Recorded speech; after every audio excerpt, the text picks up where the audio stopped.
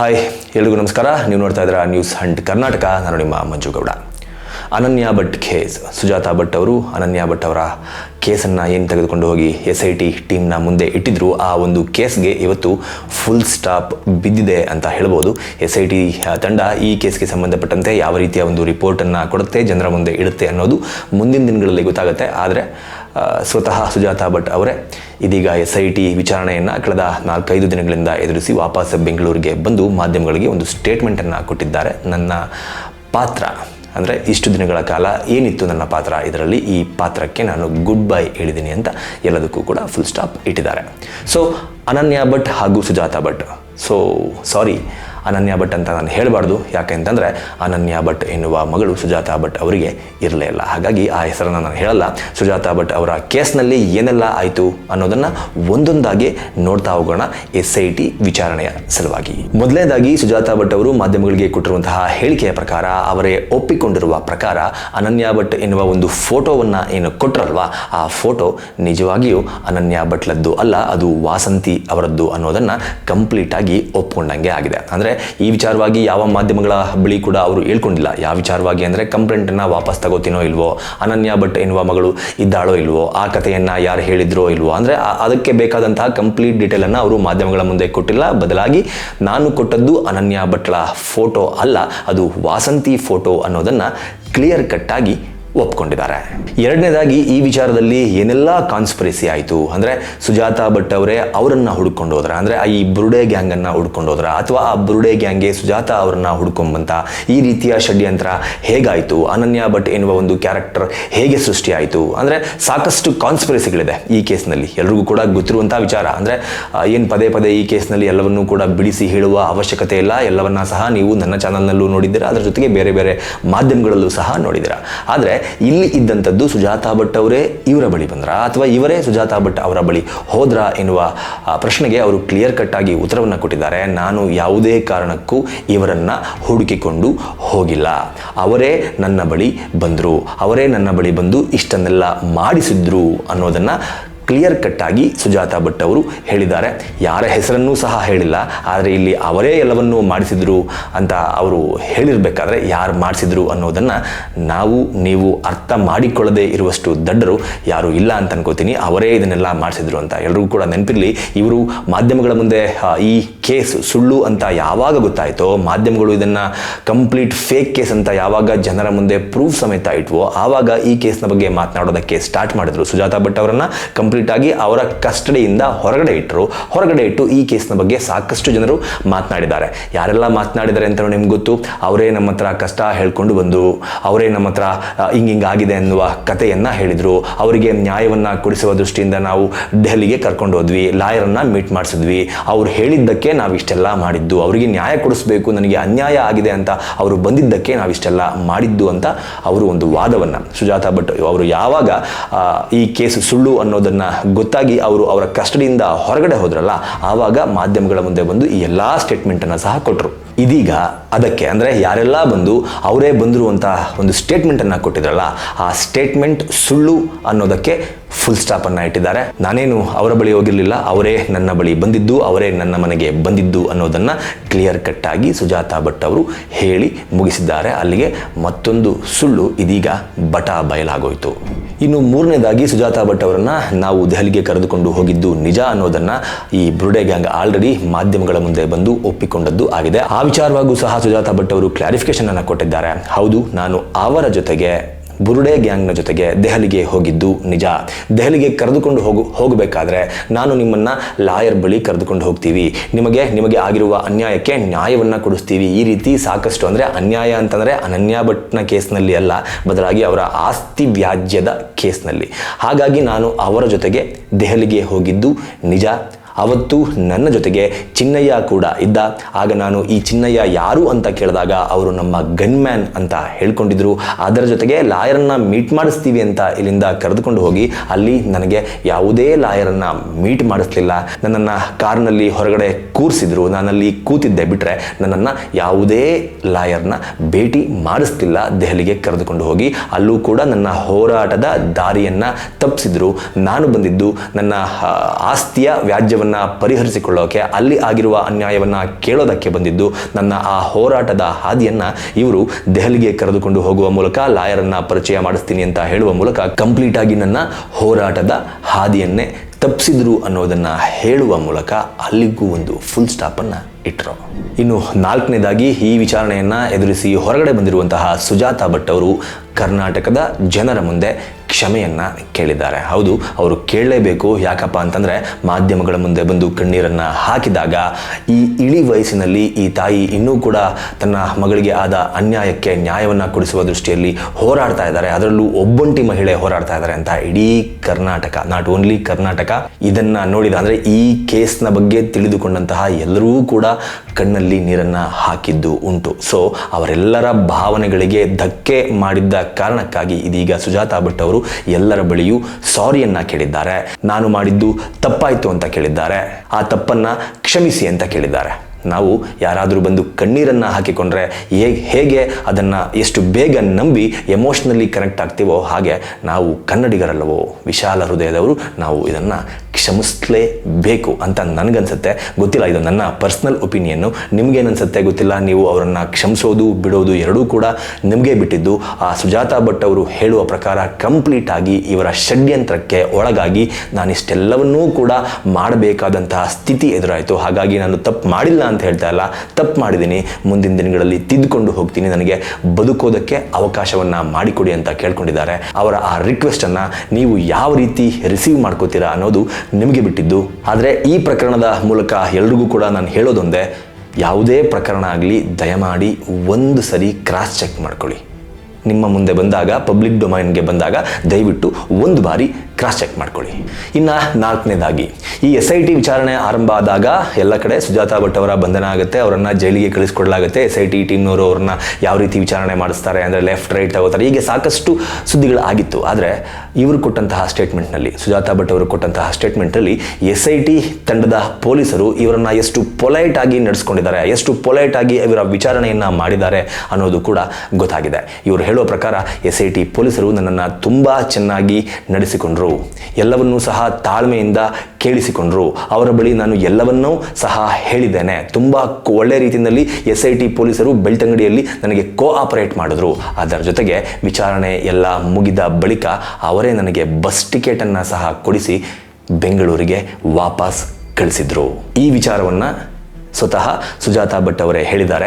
So ಪೊಲೀಸರ ಈ ರೀತಿಯ ನಡೆ ಮುಂದಿನ ದಿನಗಳಲ್ಲಿ ಪೊಲೀಸರ ಮೇಲೆ, ಪೊಲೀಸ್ ಸ್ಟೇಷನ್ಗಳ ಮೇಲೆ ಜನಸಾಮಾನ್ಯನಿಗೆ ನಂಬಿಕೆ ಬರುವಂತಹ ಸ್ಥಿತಿ ನಿರ್ಮಾಣ ಮಾಡಿಕೊಡೋದ್ರಲ್ಲಿ ಯಾವುದೇ ರೀತಿ ಡೌಟ್ ಇಲ್ಲ. ಎಲ್ರಿಗೂ ಕೂಡ ಒಂದು ವಿಚಾರ ನೆನಪಿರಲಿ, ಧರ್ಮಸ್ಥಳದ ಪೊಲೀಸಿನವರು ಸರಿ ಇಲ್ಲ. ಧರ್ಮಸ್ಥಳದ ದೊಡ್ಡವರ ಮಾತನ್ನು ಕೇಳಿಕೊಂಡು ಅವರು ಯಾವ ಕೇಸನ್ನು ಹೇಗೆ ಬೇಕಾದರೂ ಉಲ್ಟಾ ಪಲ್ಟಾ ತಿರುಚಿ ಮುರ್ಚಿ ಏನು ಬೇಕಿದ್ರೂ ಮಾಡಿಬಿಡ್ತಾರೆ. ಅವರಿಗೆ ಬೇಕಾಗಿರೋದು ದುಡ್ಡು ಅನ್ನೋದನ್ನು ಸಾಕಷ್ಟು ಜನ ಸಾಕಷ್ಟು ಕಡೆಗಳಲ್ಲಿ ಪೊಲೀಸರ ಮೇಲೂ ಸಹ ಬೊಟ್ಟನ್ನು ಮಾಡಿ ತೋರಿಸಿದ್ದು ಉಂಟು. ಹಾಗಿದ್ದಾಗ ಸುಜಾತಾ ಭಟ್ ಕೇಸ್ನಲ್ಲಿ ಅವರೇ ಇನ್ಫ್ಲುಯೆನ್ಸ್ನ ಮಾಡಿ ಏನು ಬೇಕಿದ್ರೂ ಮಾಡಿಸ್ಬೋದಾಗಿತ್ತಲ್ಲ, ಸುಜಾತಾ ಭಟ್ ಅವರನ್ನ ಯಾವ ರೀತಿ ಬೇಕಾದರೂ ನಡೆಸ್ಕೋಬೋದಾಗಿತ್ತಲ್ಲ, ಹಾರ್ಶ್ ಆಗಿ ಅವ್ರನ್ನ ನಡೆಸ್ಕೋಬೋದಾಗಿತ್ತಲ್ಲ. ಅದರ ಜೊತೆಗೆ ಸುಜಾತಾ ಭಟ್ ಅವರ ಮೇಲೆ ಸಾಕಷ್ಟು ಕೇಸ್ಗಳನ್ನು ಹಾಕಿ ಅವರಿಗೆ ಜೈಲಿಗೆ ಕಳಿಸುವಂತಹ ಕೆಲಸವನ್ನು ಸಹ ಅದೇ ಪೊಲೀಸರ ಮೇಲೆ ಒತ್ತಡವನ್ನು ಹಾಕಿ ಧರ್ಮಸ್ಥಳದವರು ಮಾಡ್ಬೋದಾಗಿತ್ತಲ್ಲ. ಯಾಕೆ ಮಾಡಿಲ್ಲ? ಎಲ್ಲವನ್ನೂ ಇನ್ಫ್ಲುಯೆನ್ಸ್ನ ಮೂಲಕ ಮಾಡುವಂತಹ ಧರ್ಮಸ್ಥಳದವರು ಸುಜಾತಾ ಭಟ್ ಅವರನ್ನು ಯಾಕೆ ಹಂಗೆ ಬಿಟ್ಟು ಕಳಿಸೋದಕ್ಕೆ ಬಿಟ್ಬಿಟ್ರು ಪೊಲೀಸವ್ರನ್ನ? ಮತ್ತೆ ಇನ್ಫ್ಲುಯೆನ್ಸ್ ಮಾಡಿ ಅಥವಾ ಇವ್ರು ಹೇಳುವ ಹಾಗೆ ಸೂಟ್ ಕೇಸ್ ಗಟ್ಟಲೆ ದುಡ್ಡನ್ನು ಕೊಟ್ಟು ಸುಜಾತಾ ಭಟ್ ಅವರು ಈ ಕೊನೆಯ ಇಳಿ ವಯಸ್ಸಿನಲ್ಲಿ ಸಾಯೋವರೆಗೂ ಜೈಲಿನಲ್ಲಿ ಕೊಳೆಯೋ ಹಾಗೆ ಮಾಡಿಬಿಡ್ಬೋದಾಗಿತ್ತಲ್ಲ. ಯಾವ ರೀತಿ ಕೇಸ್ಗಳನ್ನ ಬೇಕಾದರೂ ಹಾಕಿಸ್ಬಿಟ್ಟು ಯಾಕೆ ಮಾಡಲಿಲ್ಲ? ಮೋಸ್ಟ್ಲಿ ಅದಕ್ಕೆ ನನ್ನ ಹತ್ರ ಉತ್ತರ ಇಲ್ಲ. ಅದಕ್ಕೆ ಉತ್ತರವನ್ನು ವೀಕ್ಷಕರು ನೀವು ಕಂಡುಕೊಳ್ಳೋದಕ್ಕೆ ಪ್ರಯತ್ನ ಪಡಿ. ಯಾಕಪ್ಪ ಅಂತಂದರೆ ಅವರು ಮುಂದಿಟ್ಟ ವಾದವನ್ನು ನಂಬಿದ್ದು ನೀವುಗಳೇ. ಮತ್ತೊಂದು ಕಡೆ ಇವರ ವಾದ, ಇವರ ಅಪವಾದ, ಇವರ ಆರೋಪಗಳನ್ನು ನೋಡ್ತಾ ಇದ್ದರೆ ಇವರು ನೇರವಾಗಿ ಮಹಿಳೆಯರನ್ನೇ ಟಾರ್ಗೆಟ್ ಮಾಡ್ತಾ ಇದ್ದಾರೆ ಅನ್ನೋದು ಮೇಲ್ನೋಟಕ್ಕೆ ನನಗಂತೂ ಕಾಣಿಸುತ್ತೆ. ಸುಜಾತಾ ಭಟ್ ಕೂಡ ಒಬ್ಬ ಮಹಿಳೆ. ಈ ಹಿಂದೆ ಸಾಕಷ್ಟು ಸಭೆಗಳಲ್ಲಿ, ಸಮಾರಂಭಗಳಲ್ಲಿ ಹೇಳ್ಕೊಂಡಿದ್ದಾರೆ, ಧರ್ಮಸ್ಥಳದಲ್ಲಿ ಸಾಮೂಹಿಕ ವಿವಾಹ ಆಗುವಂತಹ ಮಹಿಳೆಯರು ಫಸ್ಟ್ ನೈಟ್ಗೆ ಅವರ ಬಳಿ ಹೋಗಬೇಕಾಗಿತ್ತು, ಆ ನಂತರ ತಮ್ಮ ಗಂಡನ ಬಳಿ ಬರಬೇಕಾಗಿತ್ತು ಅಂತ. ಎಷ್ಟು ಸಾವಿರ ಸಾಮೂಹಿಕ ವಿವಾಹಗಳಾಗಿದೆ ಗೊತ್ತಿಲ್ಲ, ಎಷ್ಟು ಸಾವಿರ ಜನ ಅಲ್ಲಿ ಮದುವೆ ಆಗಿದ್ದಾರೆ ಅನ್ನೋದು ಗೊತ್ತಿಲ್ಲ. ನೇರವಾಗಿ ಹುಡುಗರ ಕತೆ ಬಿಟ್ಟಾಕಿ ಧರ್ಮಸ್ಥಳದಲ್ಲಿ ಸಾಮೂಹಿಕ ವಿವಾಹ ಆಗಿರುವಂತಹ ಹೆಣ್ಣು ಮಕ್ಕಳ ನೇರವಾದಂತಹ ತೇಜೋವಧೆ ಅಲ್ವಾ ಇದು? ಹೆಣ್ಣು ಮಕ್ಕಳ ಕ್ಯಾರೆಕ್ಟರ್ ಮೇಲೆ ಮಾತನಾಡ್ದಂಗಲ್ವಾ ಇದು? ಹಾಗಿದ್ರೆ ಧರ್ಮಸ್ಥಳದಲ್ಲಿ ಇಷ್ಟು ವರ್ಷಗಳ ಕಾಲ ಎಷ್ಟು ಸಾವಿರ ಹೆಣ್ಣು ಮಕ್ಕಳು ಸಾಮೂಹಿಕ ವಿವಾಹವನ್ನು ಆಗಿದ್ದಾರೆ, ಅವರೆಲ್ಲರ ಜೀವನದಲ್ಲೂ ಇದು ನಡೆದಿದೆ ಅಂತ ನೇರವಾಗಿ ಆರೋಪ ಮಾಡ್ದಂಗಲ್ವಾ ಇದು? ಅದರ ಜೊತೆಗೆ ಇತ್ತೀಚೆಗೆ ಧರ್ಮಸ್ಥಳದ ವಿರುದ್ಧವಾಗಿ ನಡೀತಾ ಇರುವಂತಹ ಷಡ್ಯಂತ್ರವನ್ನು ಭೇದಿಸಬೇಕು ಅಂತ ಇಡೀ ರಾಜ್ಯದ ತುಂಬ ಸಾಕಷ್ಟು ಜನ ಹೋರಾಟವನ್ನು ಮಾಡಿದ್ರು ಧರ್ಮಸ್ಥಳದ ಪರವಾಗಿ. ಅದಕ್ಕೆ ಇವರು ಕೊಟ್ಟಂತಹ ಉತ್ತರ, ಧರ್ಮಸ್ಥಳದವರಿಂದ 300 ರೂಪಾಯಿ 500 ರೂಪಾಯಿ ದುಡ್ಡನ್ನು ಇಸ್ಕೊಂಡು ಇವರು ಬಂದು ಹೋರಾಟವನ್ನು ಮಾಡಿದ್ರು ಅಂತ. ಅದರಲ್ಲಿ ಹೋರಾಟ ಮಾಡೋರಲ್ಲಿ ಪುರುಷರು ಇದ್ದಾರೆ, ಮಹಿಳೆಯರು ಇದ್ದಾರೆ. ಓಕೆ, ಪುರುಷರನ್ನು ತೆಗೆದು ಸೈಡ್ಗಿಡೋಣ.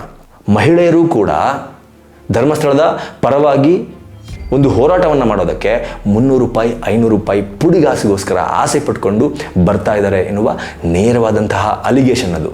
ಇದನ್ನು ನಿಜವಾಗ್ಲೂ ರಾಜ್ಯದ ಮಹಿಳೆಯರು ಪ್ರಶ್ನೆ ಮಾಡಲೇಬೇಕು. ಅದರ ಜೊತೆಗೆ ಸಾಮೂಹಿಕ ವಿವಾಹದಲ್ಲಿ ಮದುವೆ ಆದಂತಹ ಹೆಣ್ಣು ಮಕ್ಕಳ ಫಸ್ಟ್ ನೈಟ್ ದೇವಸ್ಥಾನದವರ ಜೊತೆ ಆಗ್ತಾ ಇತ್ತು, ಆ ನಂತರ ಅವರ ಗಂಡನ ಜೊತೆ ಆಗ್ತಾ ಇತ್ತು ಎನ್ನುವ ಒಂದು ಆರೋಪ ಏನಿದೆ, ಅದರ ಸಲುವಾಗಿ ಕರ್ನಾಟಕ ಮಹಿಳಾ ಆಯೋಗದ ಅಧ್ಯಕ್ಷರು ನಾಗಲಕ್ಷ್ಮಿ ಅವರೇನಿದ್ದಾರೆ ಒಂದು ಆ್ಯಕ್ಷನ್ ಅನ್ನು ತೆಗೆದುಕೊಳ್ಳಲೇಬೇಕು. ಯಾಕಂತಂದರೆ ಅಲ್ಲಿ ಮದುವೆ ಆಗಿರೋದು 1-2 ಜೋಡಿ ಅಲ್ಲ, ಸಾವಿರಾರು ಜೋಡಿಗಳು ಅಲ್ಲಿ ಮದುವೆ ಆಗಿದೆ. ಸಾವಿರಾರು ಹೆಣ್ಣು ಮಕ್ಕಳು ಧರ್ಮಸ್ಥಳದ ಸಾಮೂಹಿಕ ವಿವಾಹದಲ್ಲಿ ಮದುವೆ ಆಗಿದ್ದಾರೆ. ಅವರೆಲ್ಲರ ಕ್ಯಾರೆಕ್ಟರನ್ನು ಈ ಒಂದು ಸ್ಟೇಟ್ಮೆಂಟ್ ಕೊಡುವ ಮೂಲಕ ಒಡೆದು ಹಾಕಿದ್ದಾರೆ. ದಯವಿಟ್ಟು ಯಾರೆಲ್ಲ ಧರ್ಮಸ್ಥಳದಲ್ಲಿ ಸಾಮೂಹಿಕ ವಿವಾಹದಲ್ಲಿ ಮದುವೆ ಆಗಿದ್ದೀರಾ ಹೆಣ್ಮಕ್ಳು, ಈ ಒಂದು ಮಾತಿನ ವಿರುದ್ಧ ಅಥವಾ ಈ ಒಂದು ಆರೋಪದ ವಿರುದ್ಧ ನೀವು ಧ್ವನಿ ಎತ್ತಲೇಬೇಕು. ನೀವು ಅವರನ್ನು ಯಾರು ಈ ರೀತಿ ಹೇಳಿದಾರಲ್ಲ, ಗಿರೀಶ್ ಮಠಣ್ಣವರು, ಅವರನ್ನು ನೀವು ಪ್ರಶ್ನೆ ಮಾಡಲೇಬೇಕು. ಇನ್ನು ಸುಜಾತಾ ಭಟ್ ಅವರು ಮತ್ತೊಂದು ಮಾತನ್ನು ಹೇಳ್ಕೊಂಡಿದ್ದಾರೆ.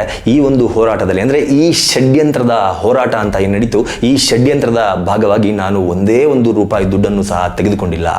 ನಾನು ನಿಜವಾಗ್ಲೂ ಅಂದ್ಕೊಂಡಿದ್ದೆ ಬೇಜಾನ್ ಕಾಸು ಕೊಟ್ಬಿಟ್ಟಿದ್ದಾರೆ ಸುಜಾತಾ ಭಟ್ ಅವ್ರಿಗೆ, ದುಡ್ಡಿನ ಆಸೆಗೋಸ್ಕರ ಸುಜಾತಾ ಭಟ್ ಅವರು ಇದನ್ನೆಲ್ಲ ಮಾಡಿದ್ದಾರೆ ಅಂತ ನಿಜವಾಗ್ಲೂ ನಾನು ಅಂದ್ಕೊಂಡಿದ್ದೆ. ಆದರೆ ಸುಜಾತಾ ಭಟ್ ಅವರಿಗೆ 1 ಬಿಡಿಗಾಸನ್ನು ಸಹ ಈ ತಂಡ ಕೊಟ್ಟಿಲ್ಲ.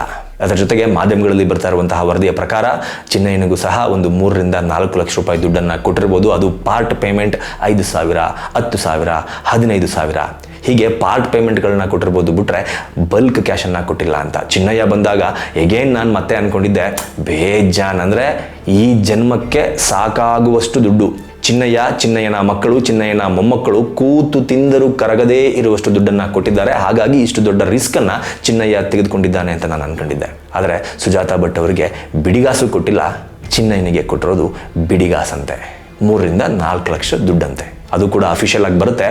SIT ತಂಡದ ಮುಂದೆ ಚಿನ್ನಯ್ಯ ಹೇಳ್ಕೊಂಡಿದ್ದಾನೆ ಅಂತ ಹೇಳಲಾಗ್ತಿದೆ. ಅಫಿಷಿಯಲ್ ಆಗಿ SIT ತಂಡ ಅದನ್ನು ಹೇಳಿದಾಗ ಅದನ್ನೂ ತೆಗೆದುಕೊಂಡು ಬಂದು ನಿಮ್ಮ ಮುಂದೆ ಇಡ್ತೀನಿ. ಆದರೆ ಇವರ ಷಡ್ಯಂತ್ರಕ್ಕೆ ಯಾರನ್ನೆಲ್ಲ ಬಳಸಿಕೊಳ್ತಾರೆ ಅವರೆಲ್ಲರಿಗೂ ಸಹ ಬೇಜಾನ್ ದುಡ್ಡನ್ನು ಕೊಡ್ತಾ ಇದ್ದಾರೆ ಅಂತ ನಾವು ಅಂದ್ಕೊಂಡಿದ್ವಿ. ಆದರೆ ಷಡ್ಯಂತ್ರವನ್ನು ಮಾಡ್ತಾ ಇರೋರು ಅವರಿಗೆ ದುಡ್ಡನ್ನು ಕೊಡದೇ ಇರುವ ರೀತಿಯಲ್ಲೂ ಕೂಡ ಯಾವ ರೀತಿ ಷಡ್ಯಂತ್ರ ಮಾಡಬಹುದು ಅನ್ನೋದು ಅವರಿಗೆ ಗೊತ್ತಿರಲ್ವಾ ಅನ್ನೋದು ನನಗೆ ಗೊತ್ತಾಗಿದ್ದೆ ಇವಾಗ ಸುಜಾತಾ ಭಟ್ ಅವರ ಸ್ಟೇಟ್ಮೆಂಟನ್ನು ಕೇಳಿಸ್ಕೊಂಡ ಮೇಲೆ. ಇದ್ರ ಜೊತೆಗೆ ಎಲ್ಲರೂ ಕೂಡ ಒಂದನ್ನು ನೋಟಿಸ್ ಮಾಡಿ, ನಾವು ಅದರಲ್ಲೂ ವಿಡಿಯೋವನ್ನು ನೋಡ್ತಿರುವಂತಹ ಕೆಲವರು, ಎಲ್ಲರೂ ಅಲ್ಲ ಕೆಲವರು, ಅಂದರೆ poor people, lower middle class, upper middle class, ಈ ರೀತಿಯ ಜನ, ಅಂದರೆ ತಿಂಗಳ ಜೀವನವನ್ನು ನಡೆಸೋದಕ್ಕೆ ಪ್ರತಿದಿನ ಬೆಳಗ್ಗೆಯಿಂದ ಸಂಜೆ ಕೆಲಸವನ್ನು ಮಾಡಿಕೊಂಡು ಜೀವನವನ್ನು ನಡೆಸ್ತಾ ಇರುವಂತಹ ಜನ ತಿಂಗಳ ಪೂರ್ತಿ ಕಷ್ಟಪಟ್ಟು ದುಡಿದ್ರೂ ಸಹ ತಿಂಗಳ ಕೊನೆಯಲ್ಲಿ ಅಕೌಂಟ್ನಲ್ಲಿ ಹಾಗೂ ಜೇಬಲ್ಲಿ ದುಡ್ಡಿರಲ್ಲ.